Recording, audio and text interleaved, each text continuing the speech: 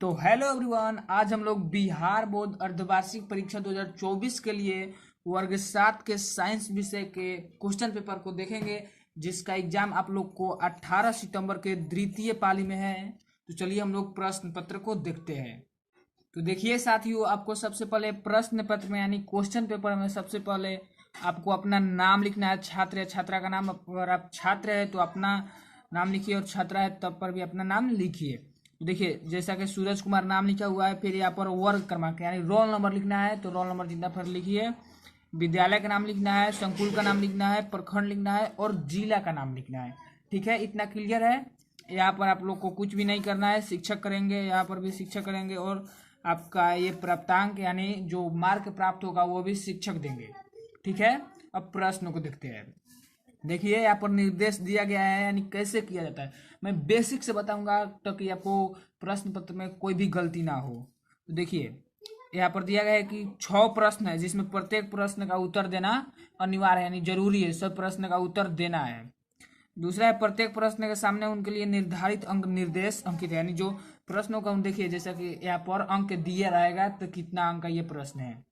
तीसरा है आवश्यकता अनुसार अलग से अतिरिक्त पाना जोड़ा जा सकता है, यानी आप अलग से भी पाना मांग सकते हैं अपने शिक्षक से। ठीक है, अब देखिए प्रश्न क्या कर रहा है। देखिए हमारा पहला प्रश्न कह रहा है साइंस का है ना, तो देखिए कह रहा है सही विकल्प पर सही का चिन्ह लगाइए। यही पेपर आएगा एकदम, जिसमें 5 नंबर का है क्वेश्चन। एकदम जस्ट ऐसे ही क्वेश्चन पेपर आपको दिखने को मिलेगा एग्जाम में। पहला प्रश्न है रक्त का लाल रंग किस वर्णक के कारण होता है, यानी रक्त का जो लाल रंग होता है किसके वर्णक के कारण होता है, तो हो जाएगा हमारा घ नंबर हीमोग्लोबिन, जिसको मैं टिक भी लगा चुका हूँ। ठीक नहीं, बल्कि इसको हाईलाइट कर चुका हूँ। ठीक है, ताकि आपको समझने में कोई दिक्कत न रहे। दूसरा है पौधे के जनन अंग कौन है, तो पौधे के जनन अंग है फूल। ठीक है, तीसरा है मछली में श्वसन के लिए अंग क्या है, तो मछली में श्वसन गल्फरा के द्वारा होता है।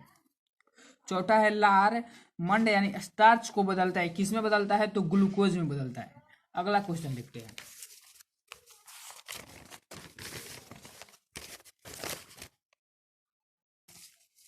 तो देखिए हमारा 5वां क्वेश्चन कह रहा है कि जाड़े के दिनों में किस प्रकार का वस्त्र पहनते हैं। जाड़ों के दिनों में हम कैसे वस्त्र पहनते हैं, तो ऊनी वस्त्र पहनते हैं, यानी ग नंबर।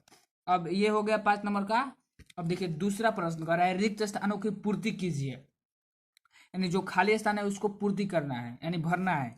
पहला क्वेश्चन है अम्ल नीले लिटमस पत्र को कैसा कर देता है, डैश कर देता है, तो उसके जगह पर लाल भरा जाएगा। ठीक है, अब देखिए दूसरा है हमारा कि कार्बन डाइऑक्साइड चूने को पानी को कैसा कर देता है, तो कार्बन डाइऑक्साइड कैसा कर देता है, तो दूधिया कर देता है। अब देखिए तीसरा क्वेश्चन है पौधे में भोजन के संवहन के लिए डैश नामक ऊतक होते हैं, यानी संवहन किस ऊतक के द्वारा होता है, तो हम जानते हैं, आप लोग भी जानते होंगे, 2 ऊतक होते हैं, एक जाइलम और एक फ्लोएम, तो संवहन फ्लोएम के द्वारा होता है। चौथा क्वेश्चन है 2 या 2 से अधिक सेलों के संयोजन को डैश कहते हैं, क्या कहते हैं, बैटरी कहते हैं। अब देखिए 5वां क्वेश्चन है वर्ष वर्ष सूर्योदय और सूर्यास्त के डैश में परिवर्तन होता है, तो इसमें हो जाएगा आपका मौसम हो जाएगा। ठीक है, अब देखिए तीसरा क्वेश्चन देखते हैं। ये आपका 5 नंबर पूरा हो गया, ये 5 नंबर पूरा हो गया ना।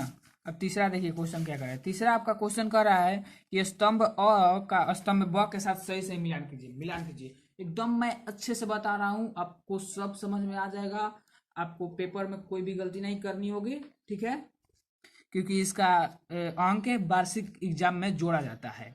देखिए स्तंभ अ है, ये स्तंभ ब है। देखिए पहला क्वेश्चन है कि पितरस, पितरस क्या है, किस में मिला जाएगा, तो पिताशय में मिला दिया जाएगा। अब देखिए दूसरा है बिलियन हार्वे, बिलियन हार्वे किसकी खोज किए थे, तो वे किए थे रक्त परिसंचरण तंत्र के जनक है ये बिलियन हार्वे, याद कर लीजिएगा।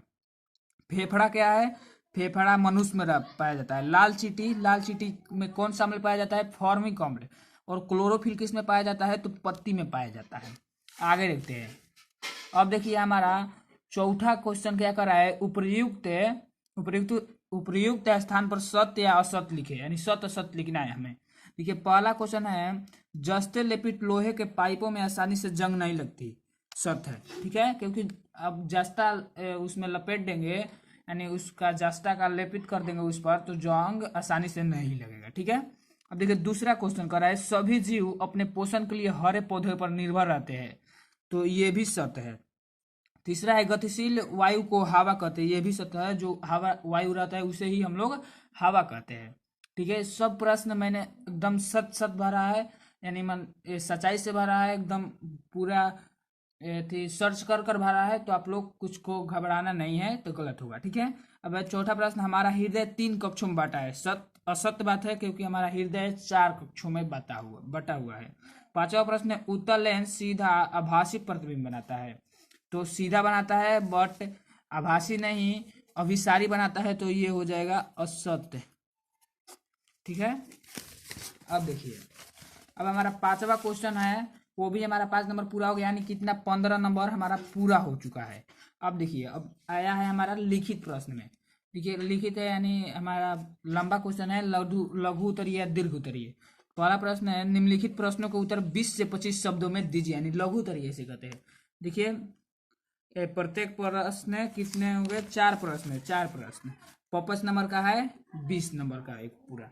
देखिए पहला हमारा क्वेश्चन क्या करे, जो 5 नंबर का है, विद्युत धारा किन्हीं 2 प्रभावों के उपाय बताइए।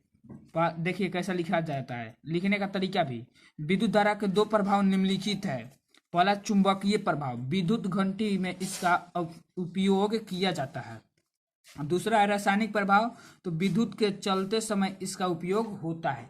ऐसे ही लिखना है कि शिक्षक को एकदम आसानी से समझ में आए, ताकि आपके नंबर कोई कटे नहीं, पूरा का पूरा नंबर मिले। अब देखिए दूसरा क्या कर रहा है, मनुष्य में पाए जाने वाले दांत तथा उनके कार्यों को लिखे। तो देखिए कितने मनुष्य में दांत पाए जाते हैं वो हमें बताना है। तो मनुष्य में मुख्यतः 4 प्रकार के दांत पाए जाते हैं। कितने प्रकार के पाए जाते हैं, 4 प्रकार के। पहला होता है कृंतक, जिसका कार्य क्या है, कार्य भी पूछ रहा है, कार्य क्या है, काटने का कार्य करता है। दूसरा है रदनक, ये का इस फाड़ने का कार्य करता है। और तीसरा है अर्धचूर्णक, वो पीसने और चबाने का कार्य करता है। और चौथा है चूर्णक, वो भी पीसने और चबाने का कार्य करता है। तो हमारा 10 नंबर आ चुका है इस प्रश्न, 2 प्रश्न से, और 10 नंबर की जरूरत है, यानी 20 नंबर क्वेश्चन था ना यह। तो देखिए तीसरा प्रश्न, उत्तल तथा अवतल लेंस में क्या अंतर है। 2 लेंस होते हैं, उत्तल और अवतल, तो उसमें क्या अंतर है। देखिए उत्तल अच्छे से लिखना है ताकि शिक्षक को समझ में आ जाए। उत्तल लेंस, तो जिस लेंस की सतह बीच में मोटे और किनारों पर पतले होते हैं उसे उत्तल लेंस कहा जाता है, यानी बीच में मोटे होते हैं और किनारों पर पतले, उसके अपोजिट हम अवतल लेंस में लिख देंगे। वैसा लेंस जो केंद्र में पतला तथा किनारों में मोटा हो उसे अवतल लेंस कहते हैं। ओके, क्लियर है। अब चौथा देखिए, चौथा है, दिए गए फूल के चित्र के प्रमुख अंगों को नामांकित कीजिए, नाम देना है कौन सा।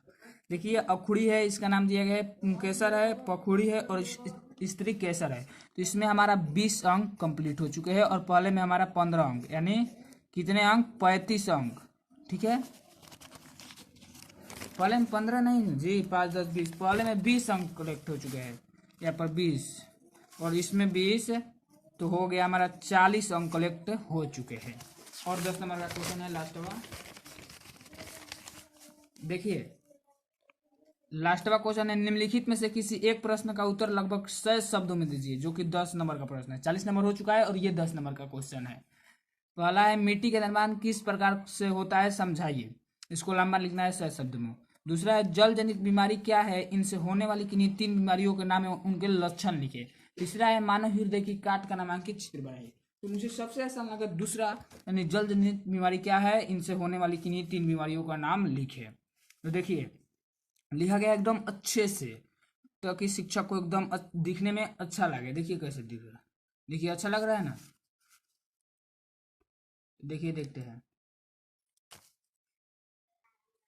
देखिए कैसे लिखना है। दूसरा नंबर क्वेश्चन को हम आंसर दे रहे थे ना, दूसरा नंबर ना। देखिए तो जल जनित बीमारी ऐसे लिखकर यहाँ पर लिखना है, यहाँ से यहाँ एक लाइन छोड़कर नीचे से लिखना है। तो दूषित जल या भोजन के सेवन से होने वाली बीमारी को जल जनित बीमारी कहा जाता है। ये बीमारी या सूक्ष्म जीवों या रासायनिक प्रदूषकों से दूषित पानी पीने से होती है। देखिए अगर आपको ये लघु उत्तरी में लिखना पड़ता उस समय, तो यही पर अपना लिख देते तो हो जाता, बट ये 100 शब्दों में लिखने का है और 10 नंबर का क्वेश्चन है, तो ऐसे लिखना है। देखिए इनसे होने वाली 3 बीमारियों का नाम निम्नलिखित है, यानी पूछा है 3 बीमारियों का नाम। देखिए 3 बीमारियों का नाम बताइए। तो देखिए पहला बीमारी है पेचिस, इसका लक्षण है, उसका लक्षण भी पूछा है। देखिए लक्षण, देखिए क्या है लक्षण, तो पेट में मरोड़ के साथ बार बार दस्त होना, ठीक है। दूसरा है खुजली, तो लक्षण क्या है, बदन खुजलना, आप लोग जानते भी है। तीसरा है पीलिया लक्षण, आंख नाखून एवं पेशाब का पीला होना, ये लक्षण है, ठीक है। तो हमारा इस प्रश्न पत्र से 50 नंबर कलेक्ट हो चुके हैं। तो 50 नंबर का क्वेश्चन था और 50 नंबर आ चुके हैं अच्छे ढंग से, शिक्षक एक भी नंबर नहीं काटेगा। तो ऐसे ही वीडियो देखने के लिए, आगे भी अपने एग्जाम की तैयारी करने के लिए इस चैनल से जुड़े रहे। चैनल को सब्सक्राइब नहीं किए तो चैनल को सब्सक्राइब कर दे, वीडियो को लाइक कर दे और अपने दो साथियों के साथ जरूर शेयर करें, ताकि वो भी जान जाए कि कैसे किस चैनल से अच्छे वीडियो डाले जाते हैं, किस चैनल से एकदम निमन अच्छे से लिखा जाता है, ताकि एग्जाम में कोई नंबर ना कटे, ठीक है। बाय, धन्यवाद।